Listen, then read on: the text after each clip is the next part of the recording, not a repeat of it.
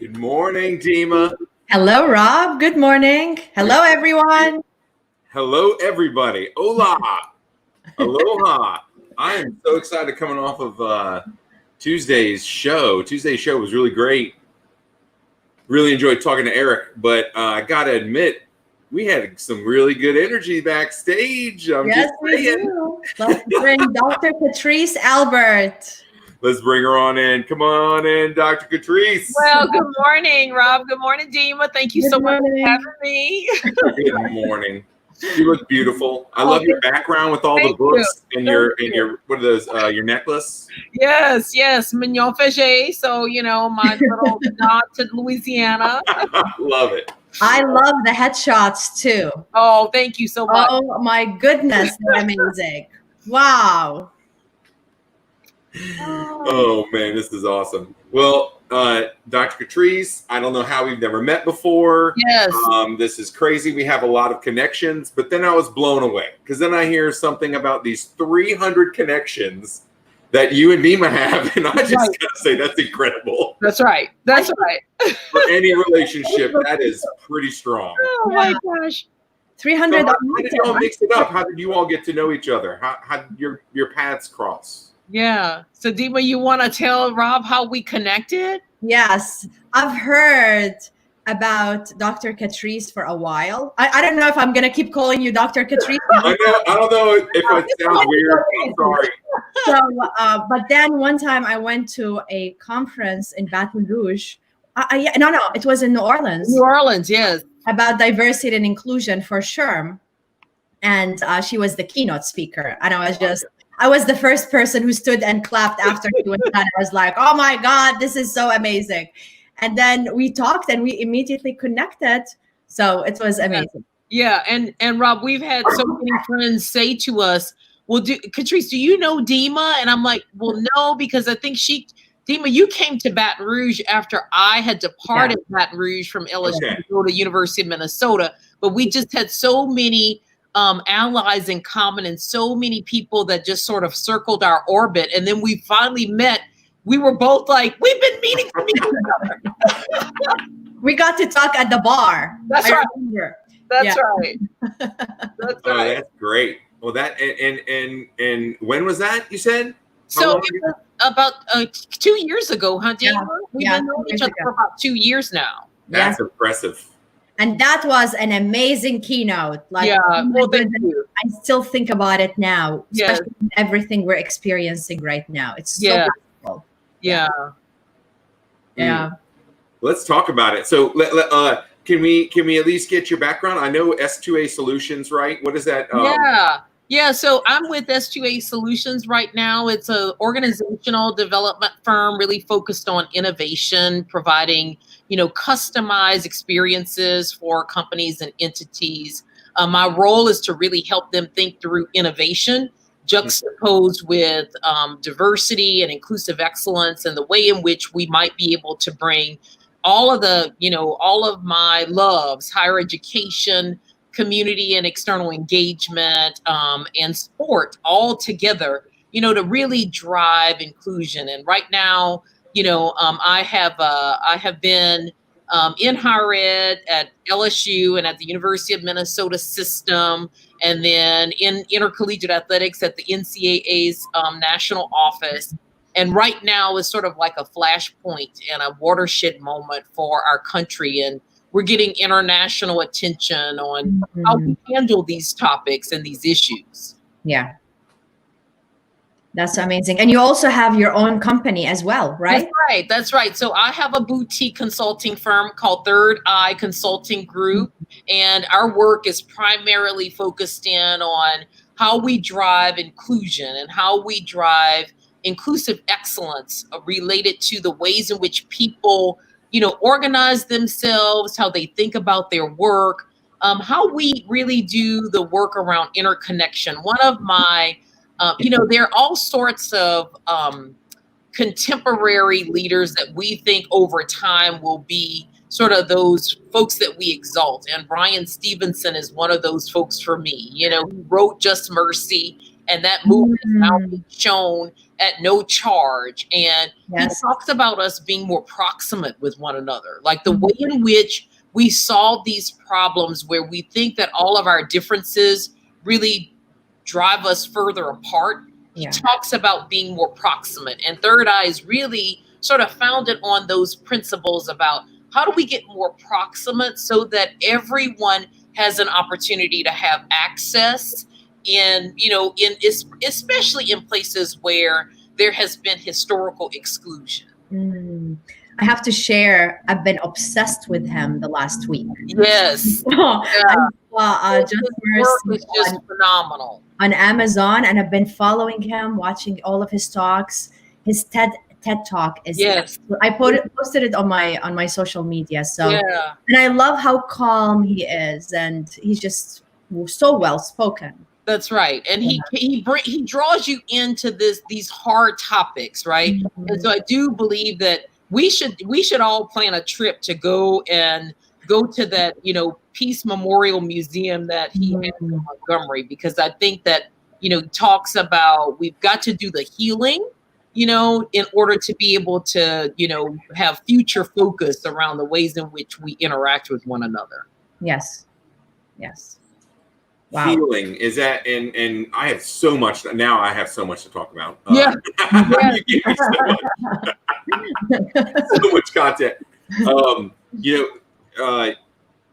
I guess you said healing. I mean, I don't even know that we're past any stage of grieving either. And it seems like awareness, the stage of, first of all, identifying that there's a problem, the acknowledgement of the problem is still gaining some traction and momentum there too.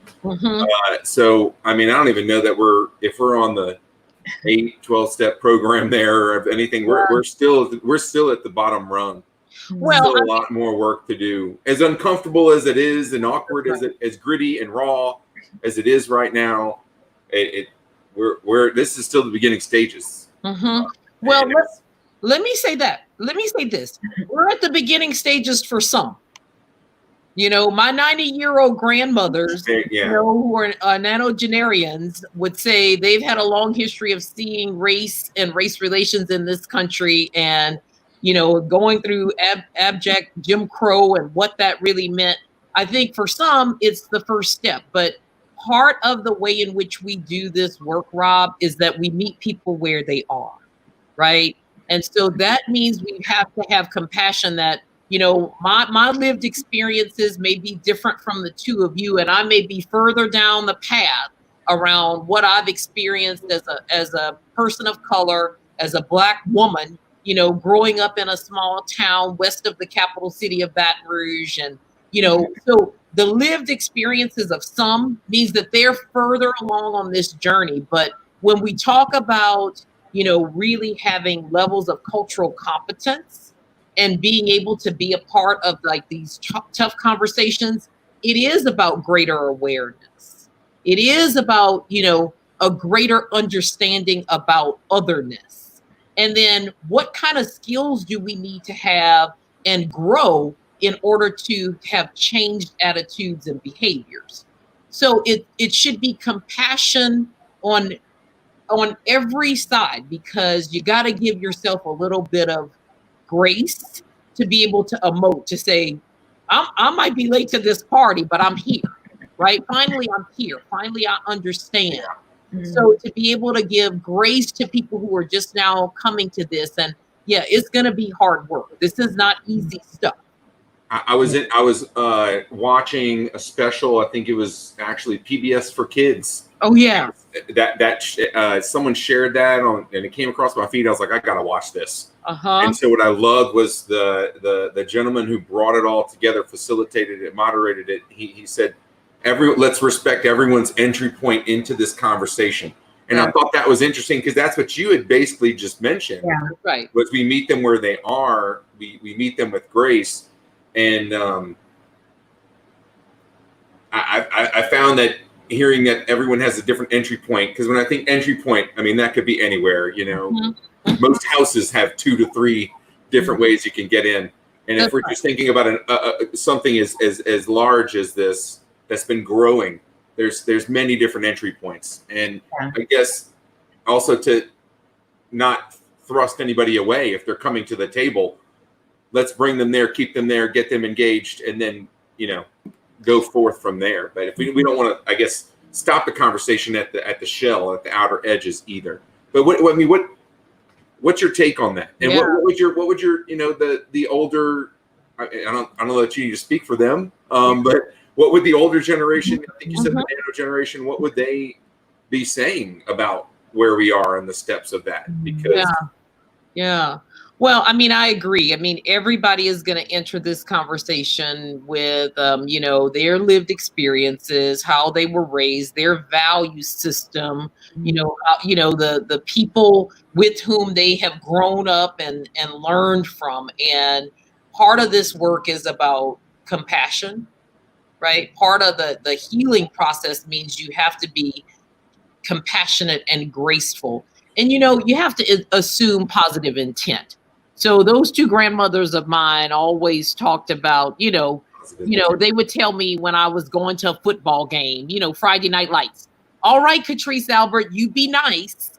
And that was so coded, right? That was so coded. That meant, go out and be respectful to your elders. You have family names to live up to. Go out and simply be nice. But that was very coded with lots of levels of what that means. And I think that that's a part of this. I also think that we have to pump our brakes around this cancel culture. So the minute that somebody sort of stumbles, and, I can bring in the metaphor or the use of sport with, Drew Brees making this statement, right, about, how he feels about Kaepernick and kneeling for the flag. And all of a sudden, I mean, like within an instant, everyone that had been super fans, almost at the same time, it was a cancel culture.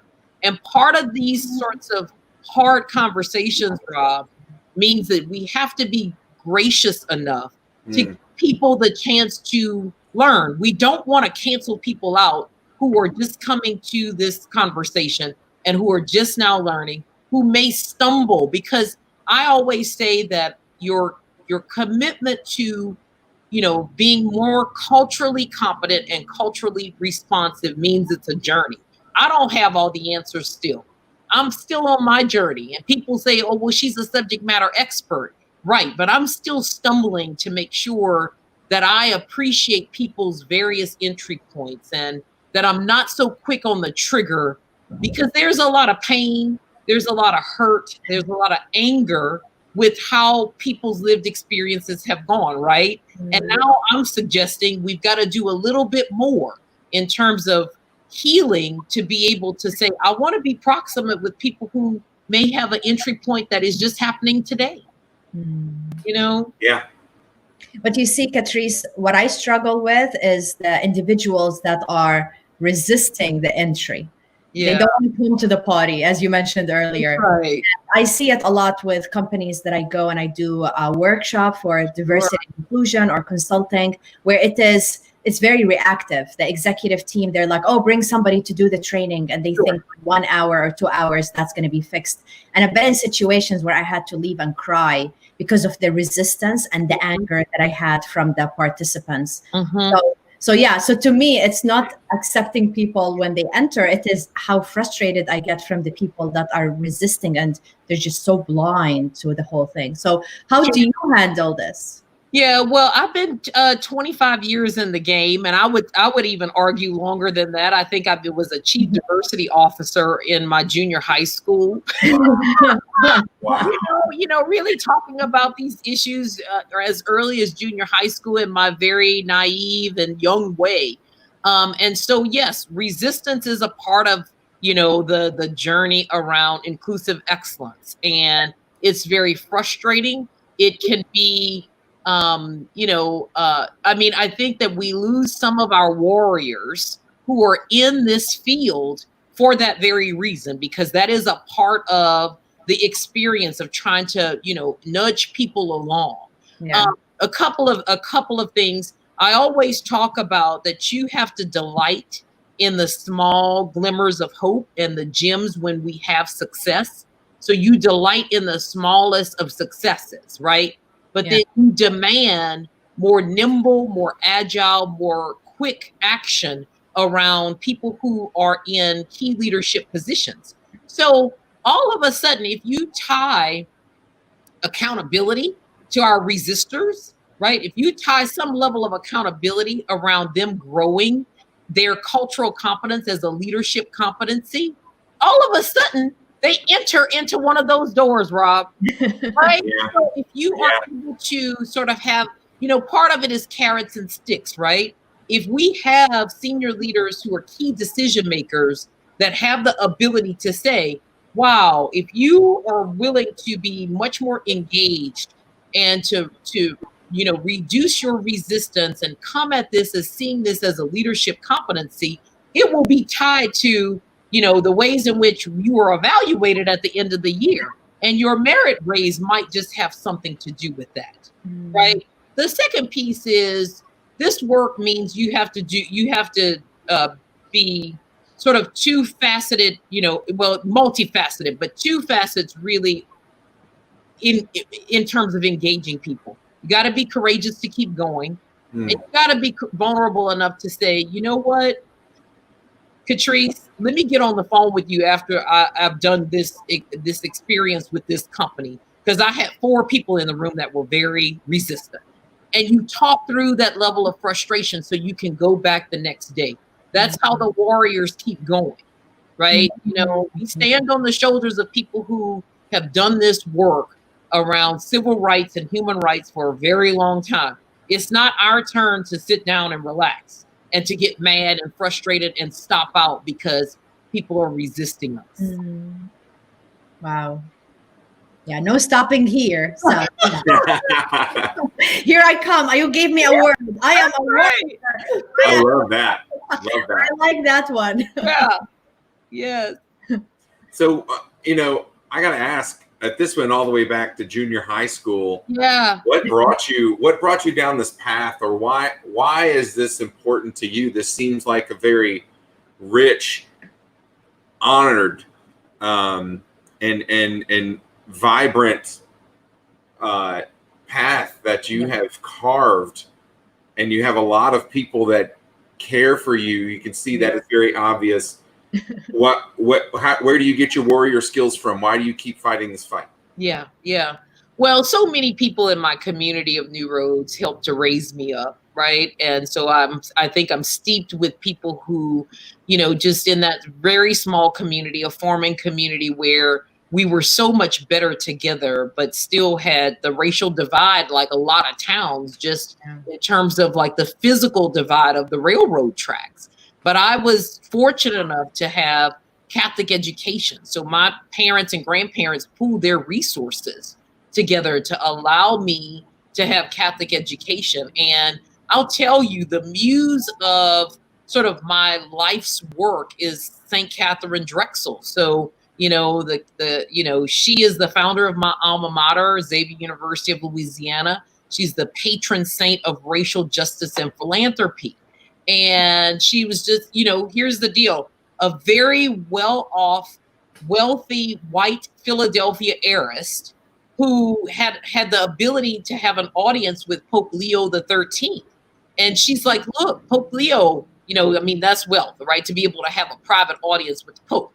And so she's like, look, Pope Leo, I have traveled the U.S. and the Catholic Church has to do something around education for African Americans and for indigenous populations. And he says, oh, well, you think that you're looking at the church, but in fact, I'm looking at the church. So if education for, diverse populations is something that you think the church should do, this is a mantle that you should take up. And she used her entire inheritance to start over 200 schools, right? For Black and for indigenous populations. And, just knowing her work at the time, of starting Xavier, late 1800s, early 1900s, I'm like, if Catherine Drexel can be doing this work, certainly I can provide access and opportunity for people to go and get higher education where they have historically been excluded. So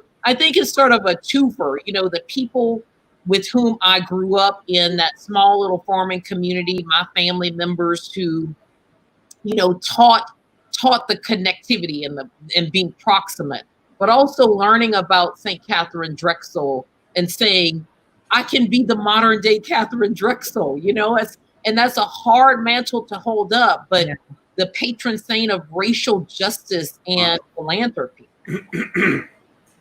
Wow. Yeah. And how long ago was the story? So she was, you know, she was here in the 1800s. She founded Xavier in 1925. So Wow. the University of Louisiana will be 100 years old in 2025. So, you know, her work was very late 1800s, early 1900s, but doing civil rights and human rights work and using her fortune, right, her inheritance to do it. You know, so that is like a spirit of generosity, you know, a spirit of, you know, I'm gonna see this gap. I'm gonna acknowledge this gap. I'm gonna say this gap out loud. And then when it's turned back on her to do something, you know, Pope Leo said, no, you're not looking at the church. I'm looking at the church. And then she goes out to, you know, build these schools, really mainly in the southeastern region and into, you know, into the southwest. But she has been my muse since, I would say that, you know, high school. That's a great story. Yeah. Yes. Yeah.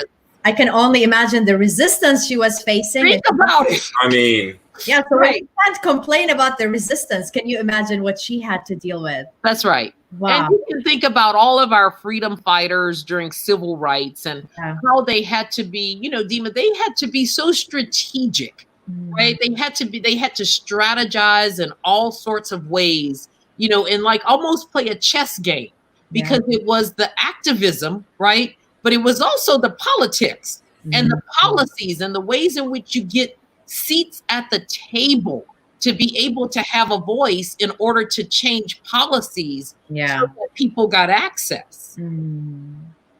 Yes. Yeah, that is yeah, I can totally understand. Yesterday I watched about Dr. King, a whole documentary. This experience we're going through is making me want to learn more and more about the history. And I can see what you're saying, like being strategic. It is like playing chess. And sometimes small wins are okay. That's right. Yeah. That's right. And, you know, I mean, I am very thoughtful about people who have leadership positions, who are in power, who can make decisions quickly. And, you know, those are the allies that we need in every industry, in education, in, you know, in higher education, in sport, in the industries like petrochemical, in the state of Louisiana, in tourism, in all of these places, in politics, where people who have power to make hiring and firing decisions, you know, who can make policy changes that might create barriers for women and people of color and those that are more marginalized, you know, we just don't. So it's raising our awareness, but then also making alignment with those sort of decision makers that I call waymakers, right? Because, you know, I'll be honest, but for a lot of folks in my life over my career, and the majority, when I think about leaders, majority white men, but for these white men, I would not have gotten into rooms where I rightfully belonged. Yeah. But they opened those doors for me. And I was present and available and able to demonstrate Black excellence. got it. Right? Yeah. Yep. Wow. That's powerful. And I can see where you get your warrior skills from. I mean, if you're pulling that, and tell me again, St. Catherine? St. Catherine Drexel, yeah. St. Catherine Drexel. Yes. And are there a few St. Catherines, I feel like? Oh, yeah. There are many St. Catherines. Yeah, lots of Catherine. I remember going through confirmation, and it was always Catherine. Yeah, so Dima, we're really showing our true Louisiana spirit, right? with Catholic faith and the Catholic knowledge. Oh my goodness. Well, Don't worry, I Dima. was raised Catholic, but Yes. yeah, but we don't have much Catherine's in Jordan. Dima, I won't ask her what high school she went to. Don't worry. Okay? Yeah. No, but I can see where you get this. I get this strength, this warrior strength from. Yeah. If you're pulling it from that source as well, there's quite a lot of compassion there. That's there within Saint Catherine, and then I guess what you sort of bring with you, that fight, that power, you know, that strength. I love it. And you really have to think about the struggles then. Yes. And I know even like a week or two ago, Dima, when we were talking to Maxine, and we were talking about the struggles now, and I remember asking if it was, you know, any easier, and she did say something similar, how we needed to celebrate the small wins. It isn't quite as bad as it was in the 60s. We still have room to go, but it's tough to keep your eye on the ball when you're looking at continuous progress. It's tough to bring that warrior spirit with you every day. Yes. And then I guess for someone who doesn't have that lineage or doesn't have that history or that experience too, for them to enter into the whatever entry point they're at every day, even enter into the room, is also, I guess, sort of what you mentioned, the warrior. That's how we got to that warrior spirit. So I think that's important to acknowledge. And thank you for even bringing that up. Yeah. Well, I mean, and Maxine Crump is, you know, someone for whom I stand on her shoulders, right? First Black woman on an evening broadcast in the city of Baton Rouge. I think I can remember exactly the first time I saw her, and I'm like, oh my God. You know, so when you see yourself reflected that way, right? And so we've got to be able to keep going and holding up and continuing the mantle. I'll tell you, anytime I can bring Denzel Washington into any conversation, I'll do it. And, you know, Michelle Miller interviewed him on a CBS Sunday morning special. And this was when he was producing and directing The Iceman Cometh. And he had been at the game 40 years, right? 40 years of acting. And now he says, you know, part of the reason why, you know, I'm sort of transitioning out of acting is to give the youngins an opportunity to get these roles. But now I'm behind the camera. And so what it's like a baton pass. Yeah. Right? I'm passing the baton to the younger ones. And he says, you know how you have to do when you pass the baton in a relay, you still run behind the person that you've passed the baton to let them know that I got your back. So part of it is the warrior spirit is knowing that you stand on broad shoulders, but those folks are right behind you. I think the second part is the more foot soldiers that we have in this, you know, in the vein of racial healing and understanding race relations, the better. But that means that people coming in at all points have to do their own part around understanding, being less resistance. And as Brene Brown says, she's one of my favorites. You gotta rumble with vulnerability, right? And courage means you got to rumble with vulnerability. And that means you might not always understand. That might mean that you're gonna, you know, disagree with something that Katrice Albert said, and that's okay. But we are so much better together. And when we're engaged together, I think that that's part of, you know, the growth and maturation, you know, that we can do this together. But it's also just being vulnerable enough to say, you know what, for the first time, I need to get in the mix. You know, I need to be in the mix with this. Can I ask you another quick question? What you said the word proximate a few times. I mean, I'm thinking approximate. I know that's not the same, but then I'm also thinking proximity. Yes. Does that have anything to do with proximate? I'm not sure what that means. Can you help me with that? That's right. That's what Brian Stevenson is talking about, Rob, that we have to have more proximity with one another for learning to actually happen. Got it. So I'll tell you. I've always felt that way. Yeah, I'll tell you.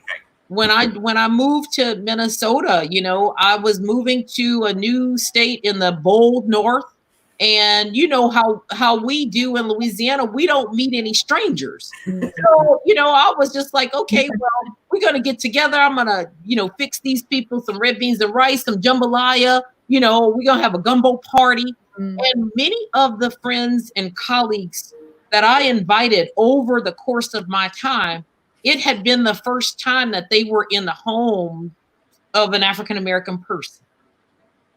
Right? So, I mean, as simple as sharing a meal together with someone who isn't your mirror image, to be able to just listen and learn their lived experience is becoming more proximate. Can I, and I need to throw a plug in there. I don't know if you've heard of this. And Dima, maybe this would be something for you that you should try out that you might like. Have you heard of City Builder or no, Nation Builder, but it's called City Circles? City Circles, where you're bringing people together for meals. I think, Laperouse, Paul and Julie. I was gonna say Jenny, and my goodness, I love. She's gonna kill me. Them. I think Paul and Julie Laperouse, I think that they have hosted some of these dinner parties in Baton Rouge. Yeah, I've been to one and it was amazing. Yes. Yeah, and it was when I think it was started 4 years ago. I don't know if it's still going, especially now. Yeah, that was powerful. And I did a virtual one. I did a virtual one about a month ago. Yeah. Oh, you did? Wow. It was very cool. Yeah. Yeah. So I just think that it's very simple experiences. When I was at LSU, I taught in the counseling program, right? And so that's where my background is situated. And I taught multicultural counseling. So how do you do the counseling experience and facilitate growth, but you have the components of the external sort of ethos that's out there around diverse demographics. So one of the experiential learning requirements was to be able to be in a space where you were maybe for the first time an ethnic minority, right? So that you put yourself in that space just to be able to understand, okay, well, what am I feeling? What am I thinking? But then it was also, once that happened, to be able to get what's with someone from that ethnic background to say, okay, well, listen, I went to this particular church or this particular restaurant, and let me tell you what my thoughts and feelings were, and tell me what it's like for you every day, so that you have that proximity of asking, these hard questions just to learn about other people's narratives. Love that. Love it. It seems like when you can not only, the engagement just comes so much more naturally too. It's not forced. That's right. It comes out through those learning experiences, those productive struggles. My wife's a teacher, so she says productive struggle a lot, and I love that. I incorporate that too, because it's true. Sometimes, producing or making progress is a struggle. A lot of the times it is, but getting there along the way, it's like you're stumbling, you're fumbling, and that's right. To be okay with knowing that you're going to get your balance eventually, and you're going to get back. But that's right. That productive struggle to learn something new, to dive into a new situation, to put yourself in an uncomfortable learning position is what this is all about. And well, and I heard this quote somewhere recently, Rob, and it says some things are taught, but most things are caught. Right? So wow. Yes. Some things are taught, but most things are caught.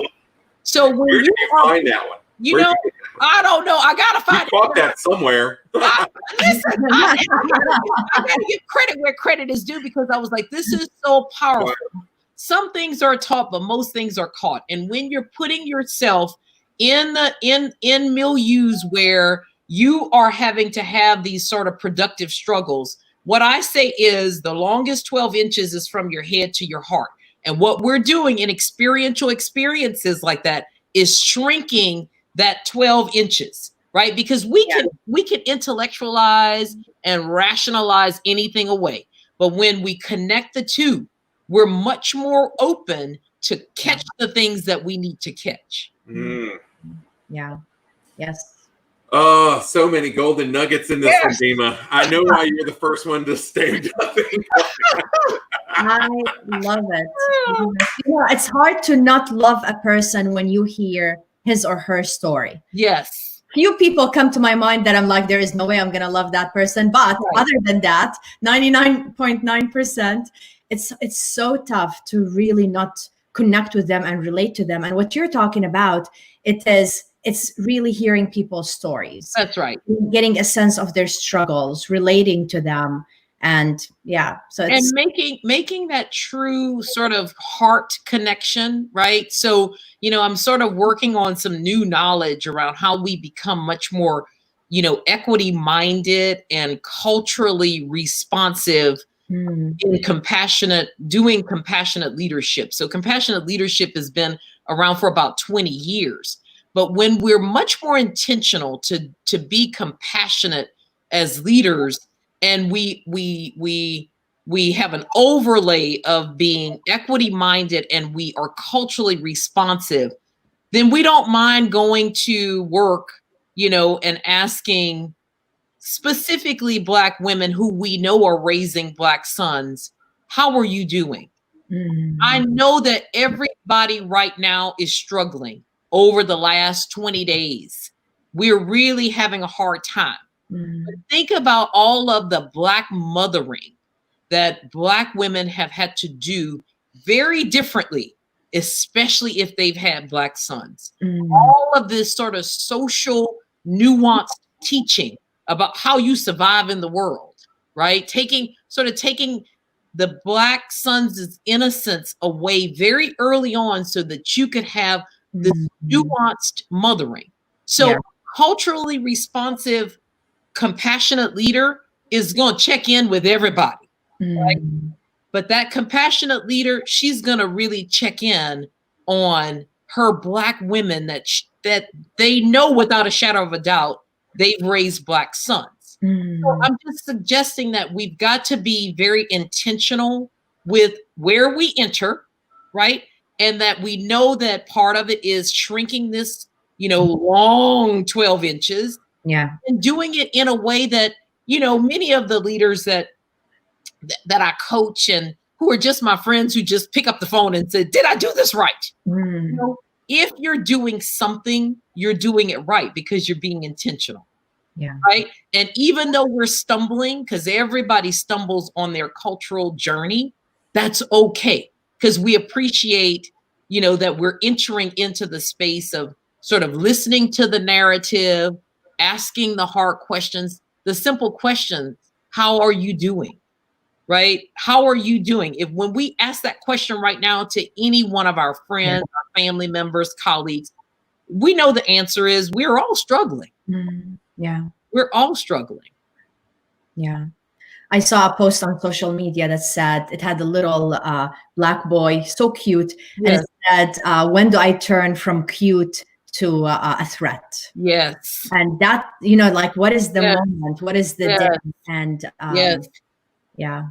I am watching the show The Chi on Showtime. The Chi. It's the Lena Waithe show. It's very powerful. It has violence, and I'm not too keen on looking at shows with violence, but she's such a powerful artist and director and producer. I don't have a choice. And I don't have a choice. I've just got to, I just like cover my eyes when I think that the violence is going to come. Yeah. But the 3 young Black males that are in this show who are in junior high school are just the best, right? But they're so complicated. And I can see how I'm just like, oh my God, they're just so cute. And then I could also see, just from looking at from the eyes of colleagues and friends, how they can see these young boys as threats at the same time, right? So that meme that you're talking about, that show is one that you can see these little boys are just 8th graders. They just want to be little kids. Yeah. But, they're in a community that's forcing them to grow up so quickly because of being in the South Side of Chicago. Yeah. Yeah. Well, even with anybody, if you keep telling somebody or you make them feel that you're a threat, you make them feel that they're not good enough, you make them feel they're not smart enough, what's going to happen? They're going to believe that and they're going to become that. That's right. sort of the self-fulfilling prophecy, or it's stereotype threat, even if they're not. It's almost sort of like Bakari Sellers, who's a elected official in South Carolina. He talks about this respectability politics that people of color, particularly Black folks and really Black men, have to just over the top, be dressed impeccably, speak impeccably, because it's this respectability politics just to be able to stay alive. That's not fair. That means that, in my work that I've done around racial battle fatigue, that's exhausting. That's exhausting. The fatigue of just having to be that person for everyone. Yeah, just to fit in. Yeah. That's right. Not just exhausting, it's expensive. That's right. That's right. In all sorts of ways. Yeah. Man, this is a good one. Yeah. I'm just kind of taking all this in the moment. Sure. I'm just sort of absorbing this. But I got to ask Katrice, what do you just want to say? What do you want to say? There's so much, and I can talk about literally a million things. Yeah. I can't talk two of them out to decide on which one to ask you. So now I just want to say, free form it. What do you want to say? What's on your mind? I don't mind just vibing with you, Rob and Dima. But the first thing is that this can be so overwhelming for people who are just coming into the conversation, but it's also overwhelming for those of us who've been in it for the long haul, right? So it's an overwhelming time. We've got to give ourselves grace. Yeah. But I also challenge everyone that you have to be able to manage self. So, look at be self-reflective in this moment. What can you do around like growing yourself, right? What books are you going to read? Who are you going to take out to dinner? Who are you going to really have these tough conversations with to be your person? To say, I want to have the ability to speak, and that it's not like a judgment-free zone. I totally want to challenge people to, influence their sphere, right? So manage your sphere of influence. Those people who don't want to enter any of those doors, you have the power. If it's your spouse, if it's a person that's, in your immediate family, if it's in your small circle group, you have the ability to, impact your sphere of influence. And then thirdly, if you are a key decision maker on your job and in places where there is power to be had, you got to enter these doors and you got to have these tough conversations. I saw on social media, a meme that just questioned if anti-Black racism looks like 8 minutes and 46 seconds on George Floyd's neck. What about that person who's in the HR department or who's the senior leader, at the medical facility, or the person who makes decisions around politics and policies for a town? What does that look like? So, if you are a key waymaker and you're not engaged in this conversation in a real way, I suggest, being able to open up and really figure out how to manage the power that has been bestowed upon you. So managing self, right? What can I do personally? Managing your small sphere of influence, right? Because that's powerful. And then if you are a key decision maker, leading from wherever you are and getting in this mix and being able to rumble with vulnerability, to be courageous with, well, let me look at the last 10 years of hiring. Let me look at the last 10 years of people who stopped out of this job. Yeah. Maybe we didn't do good exit interviews. They might have told us why the culture wasn't such that they wanted to stay. Yeah. So I do believe that, it can be very overwhelming, but you eat the elephant one bite at a time, right? So you manage yourself, you manage your small sphere the best that you can. And then wherever you lead from the center outward, if you're controlling pots of money, decision making, policies, hiring decisions, you figure out how to get in the mix. So meet people where they are, but lead from where you are. That's right. That's spot on. And being intentional. So when you're talking about the hiring, you didn't mention it, but also the promotion. That's right. The last 10 years, who has been promoted? That's right. Your board, how do they look like? Mm-hmm. That's why in my situation, when I see the organizations issuing statements, that's positive. It's good. But then I go to their websites and I check their executive team. I check their board, and it somehow it doesn't feel genuine. Yeah. Yeah. And so, I think that we are in a moment in time where we have to lead by statement, right? Because if you don't say anything, you're going to seem as if you're just like hiding under a rock. Yeah. But part of the statement is like sort of a platitude of utopia. And what has to come after that is really intentional, accountable, strategic goals, right? That you're willing to put on paper and say, we're going to benchmark. We're going to look at these strategic goals and then benchmark ourselves against whether or not we're actually being successful. So yes, the beautiful statements where you have a covenant, right, with your clients or with your patrons, that's great. That's all good and fine, because we got to start somewhere. But the next level is an intentional action plan or strategic planning process. Yeah. With some accountability going. Yeah, absolutely. Yes, that's so great. So with everything we're experiencing right now, the last 20 days, I lost count, so I'm just going to say 20. Is there anything that surprised you?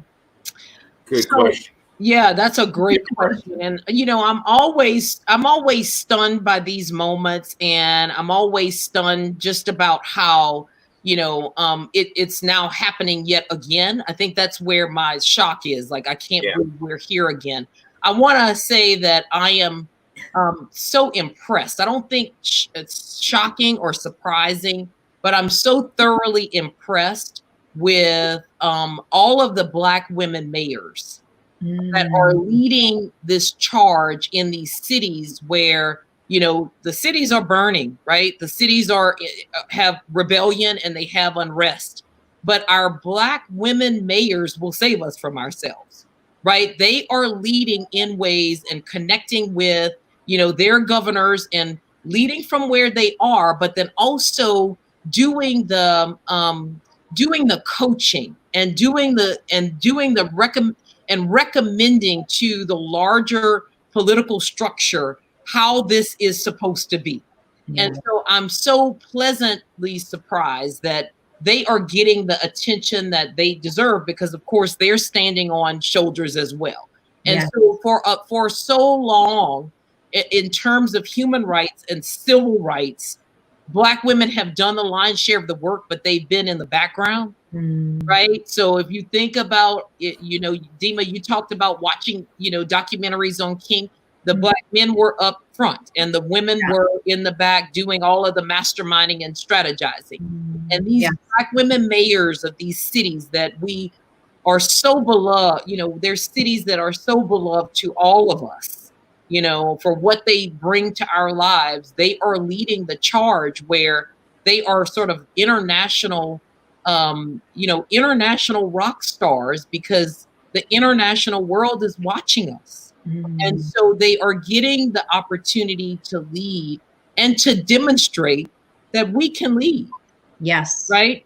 Yes. And relate. So, and when we were talking, I kept thinking of the mayor in Atlanta. That's right. That's where I was too. I didn't know anything about her before. And now I am in love with everything she says. When she stood and she talked about, I'm a mom. I'm a mom. I'm a wife. I'm a mom. And she talked about her fear related to her son. So to hear that from a mayor, it is so powerful. It's not just reading an article. You can feel every cell in her body is so terrified with everything. That's right. And here is the thing. We're at this flashpoint. We're at this watershed moment around race in our country with the backdrop of a global pandemic right? Where we're still, trying to shelter in place as much as we can, and then open up the economy again and open up in phases, where this global pandemic is disproportionately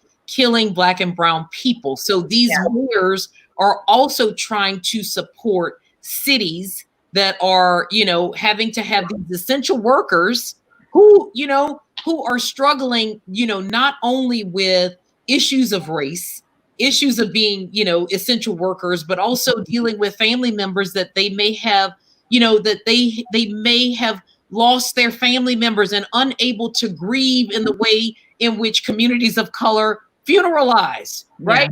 This is it's celebrations, and you got to do it with 10 people or less. So just think about how these women mayors are leading this effort around race relations for our country with a backdrop of a global pandemic. I mean, so it's really the grace and the aplomb that they are using to shepherd us in this uncertain, chaotic time is just remarkable. Yeah, man, this really is. We're getting some amazing comments too. So some really amazing. Loves you. I'm not that good with technology, Rob. So I don't know what people are saying or doing. I'm just focused in on y'all. I'll help you with that. Don't worry about that. We got some good stuff though. But I where I was going in my brain. I've just been having this really weird roller coaster going on here, and it's not that long ago where women, this is when I just started really going down the rabbit hole in my brain. I was listening to everything you're talking about, okay? Yeah. And it was all penetrating. All right. Right. In my brain, I'm thinking, have we really come so far? Look how far we've come. But I'm struggling because it wasn't that long ago when women got their chance to vote. Mm-hmm. It wasn't that long ago when they could enter the workforce or drive a car without being looked at differently. Then, we've been struggling with this race stuff for so long. And we keep getting refresher courses. And then on top of that, it's like, now we've got this acceptance of the LGBTQ plus community. I mean, there's all this is, and I for so long, I even pride myself on saying I'm tolerant. I have a high tolerance for things. Mm-hmm. But right now, I don't think tolerance is enough. You know what I'm saying? I think tolerance is okay on that back end a little, but the front part, that's gritty, that's raw, that's rough. That's the part we need to enter in now. And I'm just thinking about all these struggles we've had for so long, and not really much of them get any due or get to play out to completion. Right. We're still, you talked about the pandemic. We're still dealing with that. And it wasn't even until recently because of this that I heard about Black mental health. Why would that ever sink in? Well, okay, that makes sense. Yeah, this is kind of reached, like you said, a flashpoint, the point where it goes from, you're still sort of viscous to you're on fire, and it has all changed, chemical, physical reactions all going on. Yes. So I like how you say flashpoint, but what I'm sort of, this little mush that's going on in my brain right now is we haven't even, the fundamentals of this is most definitely get proximate and lead from where you are, but meet people and see people for where they are. Right. But I don't know that tolerance is enough right now. There's got to be action, compassion, and leadership. And I think that's what's got me right now is you're bringing so much of that to the table, and I'm sort of in the knees right now. Yeah. I get it, Dima. I get the crush. We're just going to cancel the rest of the day and reflect. And I think we should do that, Rob. So yeah. No doubt. Yeah. Oh, man. I have to share with you, and we say this a lot. Every show we have, we say, this is our favorite. Yes. I have to share with you, I believe this is my absolute favorite. Like, I loved having Eric last week, and I love having Maxine and everybody else. But this is so powerful. Yeah. Thank you. Yeah, thank you so much for doing this and for being a part of the solution, right? To getting in the mix, to having these hard conversations, to letting all of your listeners and your viewers know we all have our responsibility in this. It's everybody's everyday work. to be able to get a little bit closer to each other, and to be able to use whatever platform you have, be it at your job, in your community, just in your own family, to say this is not enough that we just allow things to happen over here. It's got to get closer to us, because Rob, like I said, most things are taught, but a lot of things are caught. Right. So we are able to, I think, be much more thoughtful about how we impact other people when we have these sort of hard conversations and we're vulnerable enough to do it. So I certainly appreciate the invitation. And I will come back anytime you'll have me. Yes, come back next week. Come back. So I want to mention a big part of my hope is the new generation. When I think of the millennials and Gen Z, they're demanding diversity. When you look outside with the protests, a lot of them, they are the ones organizing it. I was told one of the protests in Baton Rouge, it was organized. Part of the organizers were 2 high school students, which is they give me a sense of hope. Yes, and I love them, and we need to keep educating them and including them in the conversation. The area that I struggle with is talking with younger kids. So of course, I'm excited about that generation. They're adults. But in my situation, I think of my nephew. He's 9 years old. And I am still struggling of how to explain to him how to explain to him the history. What advice do you have for me? Yeah, so that age is so difficult because you want to protect the younger folks in our lives. We just want to protect them and love them and allow them to be children. But it's also being able to go to, Amazon or, the local Barnes and Noble whenever it opens, and getting, books that are relevant for their age so that they understand what it means to be connected to one another and what it means to have to, fight for freedom. So, books on, the civil rights movement or the women's rights movement that you can share with them in terms of story time, and then allow them to ask questions. I do believe that that's a very hard age, because your heartstrings are pulled to say, I really don't want them to know what it is that, is going on, but you can't help it. Right. You can't help it. It's on television. Their friends are talking about it. So you want to be, a rational adult voice to say, I want to be in relationship with you as well. And I think, children's literature is so good because they come at it from the storied point of view, and it's a narrative, right? It's a way to be able to engage them and to say, Aunt Dima is, my rock star because story time. He does. He keeps telling me, tell me a story. Tell me a story. Especially when he sleeps over. So yeah. But I like, in my situation, I feel like I'm scared to show him the evil in the world. That's right. I want to bring to him a world that, like it's a good world. And I don't know if I'm ready to show him the reality of what he's going to be experiencing growing up. I know it, but it's almost full circle back to, I thought I was a chief diversity officer in junior high school because it was learning, right? The learning of Catherine Drexel, and knowing that this woman gave her fortune to be able to open schools for Black children and for Indigenous children, right? Yeah. So there are stories that you are able to share to say people do good things for others all the time. And that's what this is about. How do we, align ourselves with one another, especially for, as I say, the least of these, those that are most, impacted by societal ills. And, raising up a feminist, womanist, anti-racist nephew is what you want. Yes. Right? And the time starts now. Yeah. Yeah. Okay, he's going to hear a story today.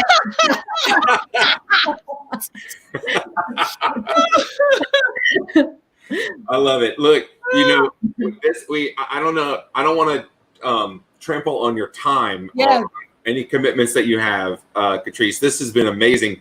We have some people that would like to learn more, though. They'd like to know more, maybe more about you, what you do, and also how to get in touch with you, or if there's any way to contact you, share any information, because I think not, you know, that we've had some amazing shows. We definitely have, but this has been a flashpoint, I think, in a launch forward as well. Yeah. For us, where we can go. And I think we need a part 2, Dima, not joking. We need a part 2. Mm-hmm. So next Thursday, come back.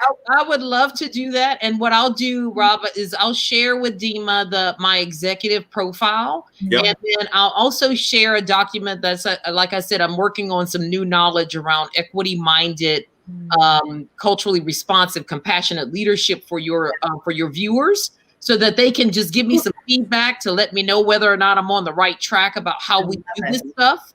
And so that they will be able to contact me that way. Love it. Love it. I'm not joking. If you're available next Thursday at this time, let's just go ahead and sign it up. If you are not, if you are, you know, you are live. Exactly. I don't know how to like the woman can't proposal publicly, like you can't operate your technology other than exactly what you're doing. I do have to say I got to check the calendar before I agree. No, do that. But we definitely have some calls to action here for a part 2, and I think, you know, making it current would be great. So whenever you're available, okay, to make that a thing. And you know, I think where we can maybe start too is going from this chat log or this chat thread and start picking little pieces and going at it. But you had so many great things to share today. Yeah. We can dig deeper, you know, that's part of it. How do we dig deeper, you know? And so the learning is digging deeper. You can't just stop at sort of surface and you know, 1 hour is not 1 hour is really not ever enough. No. I have a feeling we're going to have part 3, 4, 5, and 6. I have an idea. It's going to chit chat. It's not going to be just with Rob and Dima. We're going to have a third person. Well, you all have a great day today. I'm so thankful that you invited me to be a part of your community. And I just love that you have great comments from our viewers. So I appreciate you. Thank you. Thank you for your time and for being you. All right. Thank you so much. Bye-bye, everybody. Have a great one, everyone.